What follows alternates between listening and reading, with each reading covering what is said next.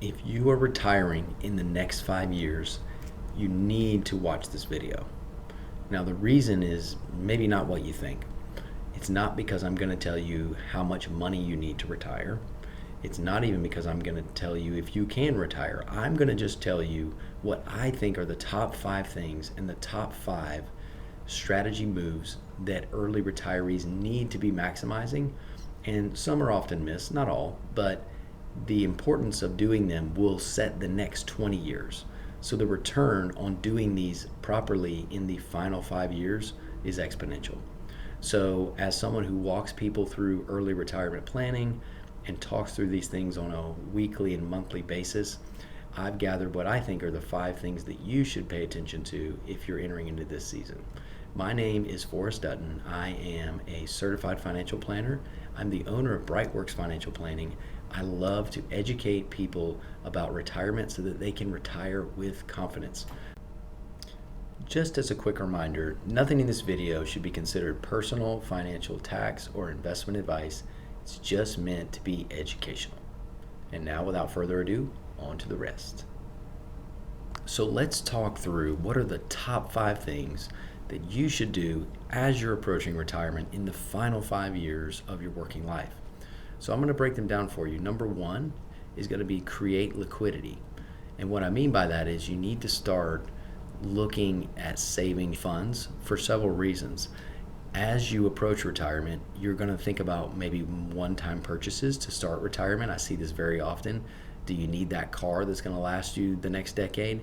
The second is you need to make sure that you have enough living expenses if you're someone who is fairly conservative and you want to make sure you mitigate something like sequence of return risk. Now, you may want to just have some liquidity or income, right? So you could even think about something like doing a bond ladder to take you through the first few years of retirement so that you're not going to be subject to sequence of return risk. And then the third thing is going to be emergency funds. So you're not going to have the amount of income coming in that you're used to. So make sure you build liquidity. That's number 1. Number 2 is going to be maximize your health savings account.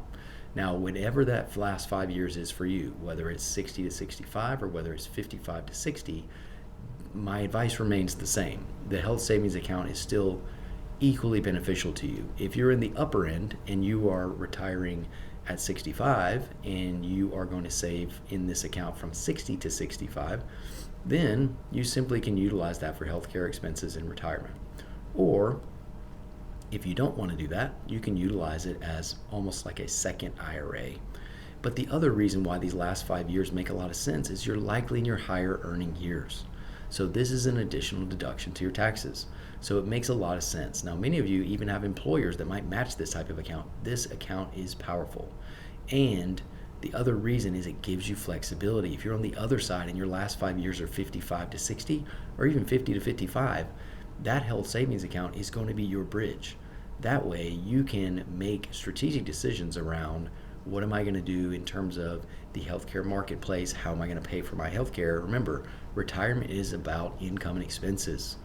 Previously to retirement, you don't worry so much about income and expenses because likely you're earning more than you ever have. In retirement, you need to make sure that you improve your cash flow with every available opportunity that you have, which is where the HSA comes in. Let's go to number 3.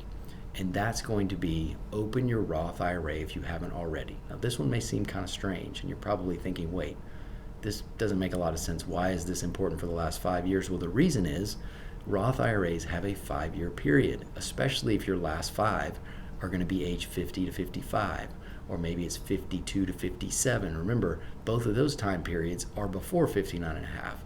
So if you want to be able to get to that period where you can make qualifying Roth IRA distributions, this one I just see get missed. So say that you have a 401k and you have some Roth dollars in there and you have some pre-tax dollars in there. When you retire, you're going to roll those into an individual IRA.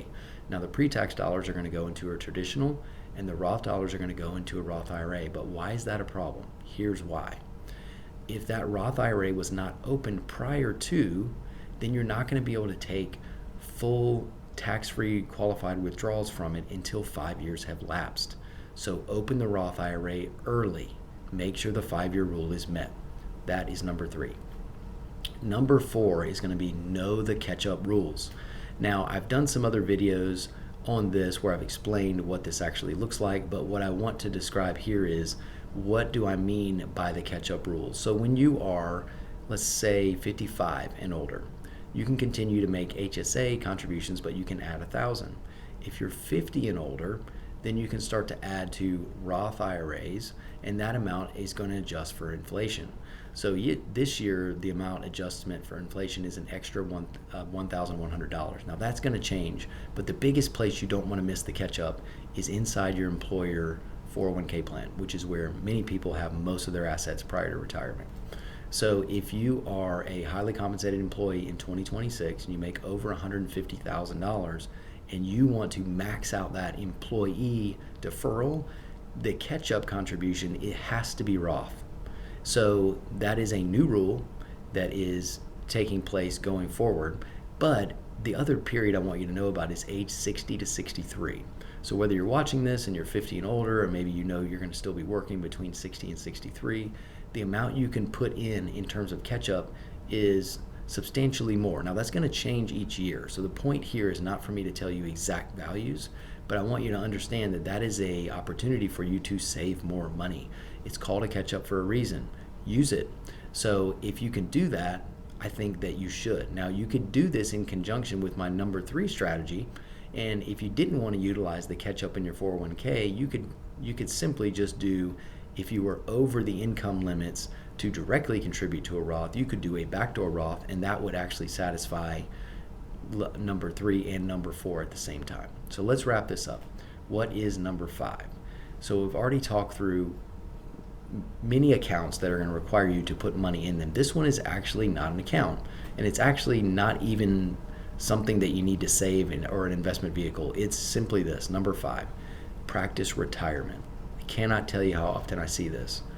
You're working, you're making $300,000, $400,000, $600,000 as a couple, whatever it is, whether you're single or you're married. The point is, it's really hard to replace that level of income for most people. So in the last 5 years, especially as you get towards that last year or 2 years, you need to start thinking about what does it actually look like to live on my retirement budget? Because in most cases, it's not the same as when you were working. So again, that one is more practical and it doesn't involve anything but behavioral change. But for most of us, that is actually the hardest thing to come by. So I would say, remember, these 5 things are, in my opinion, the most important to really strategize around and think through prior to retirement. So hope you enjoyed this. I'd love to know what your top 5 are. Please comment. Tell me what you think of my 5. Please subscribe. That's how I reach more people. I love doing these educational videos. If you enjoyed it, please like it and share it with someone else. And I will see you on the next video.